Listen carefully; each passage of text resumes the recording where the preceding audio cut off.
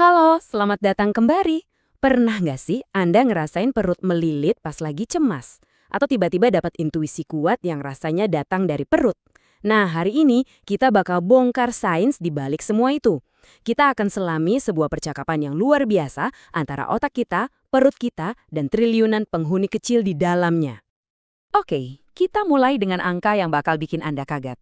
Sejak tahun 1970, pengeluaran untuk kesehatan per orang di Amerika Serikat itu meroket lebih dari 2000%. Gila kan?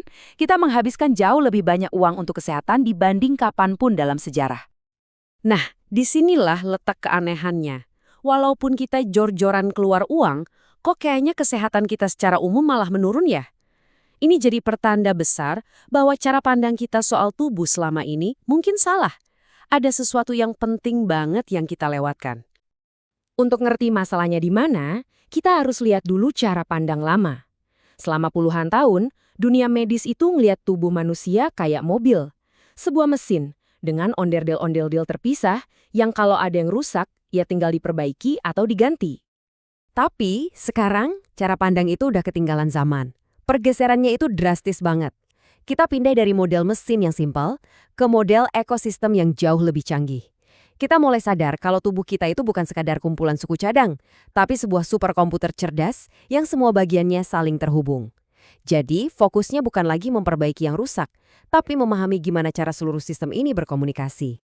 Jadi, kalau tubuh kita ini superkomputer, di mana pusat komunikasinya? Jawabannya mungkin bikin Anda kaget. Sebagian besar pusat kendalinya ada di perut kita. Betul, kita punya otak kedua. Dan ini bukan kiasan loh ya, namanya sistem saraf enterik atau ENS. Ini beneran jaringan saraf yang super besar dan kompleks, sampai-sampai para ilmuwan menjulukinya otak kedua. Coba bayangin deh, jumlah sel sarafnya itu sama banyaknya kayak yang ada di seluruh tulang belakang kita. Dan itu semua melapisi dinding usus kita. Komunikasi ini tuh kayak jalan tol super sibuk dua arah. Informasi terus-menerus bolak-balik. Tapi yang gila adalah, lihat deh, 90% lalu lintas informasinya itu justru datang dari perut naik ke otak. Artinya apa? Artinya perut kita jauh lebih bawel ngobrol ke otak dibanding sebaliknya. Nah, inilah penjelasannya kenapa kita ngerasain emosi itu secara fisik. Pernah kan ngerasa ada kupu-kupu di perut pas lagi deg-degan? Atau perut mendadak mulas pas lagi stres berat? Itu bukan imajinasi Anda. Itu benaran percakapan nyata antara dua otak Anda. Perut Anda itu benar-benar cerminan dari kondisi emosi Anda. Oke, jadi ada otak dan ada perut. Tapi ternyata percakapannya gak cuma berdua. Ada pemain ketiga yang ikut nimbrung. Mereka ini gak kelihatan jumlahnya triliunan dan mereka ini cerewet banget. Kita lagi ngomongin soal mikroorganisme yang hidup di dalam usus kita. Biar kebayang seberapa banyak mereka, coba pikirin ini deh. Untuk setiap satu gen manusia di tubuh kita, ada 360 gen mikroba di usus kita. Jadi secara genetik, kita ini lebih banyak mikrobanya daripada manusianya. Kekuatan kolektif mereka itu luar biasa besar.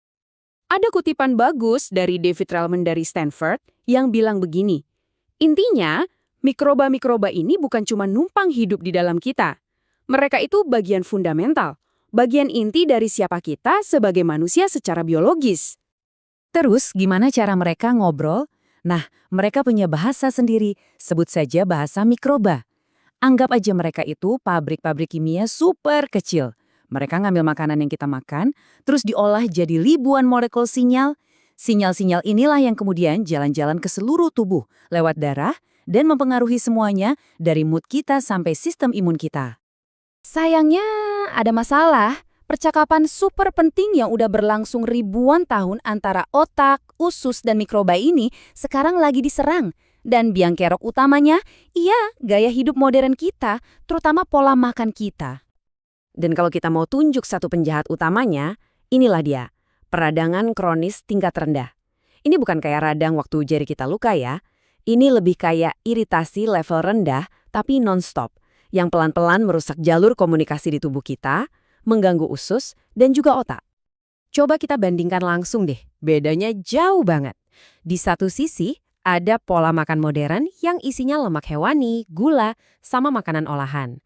Ini tuh kayak nyiram bensin ke api peradangan. Mikroba baik pada mati, yang jahat malah pesta pora. Nah, di sisi lain, ada diet tradisional kayak Mediterania. Isinya serat, lemak sehat, makanan fermentasi. Ini justru sebaliknya. Ini kayak nyiramin kebun kita dengan pupuk terbaik. Bikin ekosistem di dalam jadi subur dan kuat. Oke, kedengerannya mungkin serem ya. Tapi ada kabar baiknya. Kita nggak pasrah gitu aja. Kita bisa loh jadi insinyur buat ekosistem di dalam tubuh kita sendiri. Kita bisa ambil alih kendali. Gimana caranya? Yuk kita lihat. Ada 4 langkah simpel, tapi efeknya luar biasa. 1. Kurang-kurangin deh lemak hewani, daging olahan, makanan-makanan kayak gitu. 2. Perbanyak jenis tanaman di piring Anda. Anggap aja Anda lagi ngasih makan hewan peliharaan baik di dalam perut. 3. Makan makanan fermentasi. Yogurt, kimchi, tempe, itu semua isinya bakteri baik. Dan yang terakhir, ini sering dilupakan tapi penting banget. Jangan makan pas lagi stres, marah, atau sedih. Emosi negatif itu beneran bisa merusak ekosistem di perut Anda. Jadi, apa aja poin penting yang bisa kita bawa pulang? Pertama, ingat, tubuh kita itu bukan mesin, tapi ekosistem yang hidup. Kedua, kita punya otak kedua di perut yang non-stop ngobrol sama otak di kepala. Ketiga, triliunan mikroba itu adalah pemain super penting dalam percakapan ini.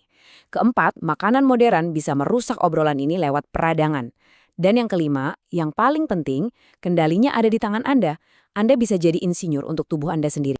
Pada akhirnya, pertanyaannya kembali ke Anda. Anggap saja mikroba di dalam perut Anda itu sebuah orkestra yang siap bermain. Mereka akan memainkan musik sesuai dengan apa yang Anda berikan kepada mereka. Nah, sebagai konduktornya, Anda mau mereka memainkan musik yang seperti apa? Coba deh renungkan itu.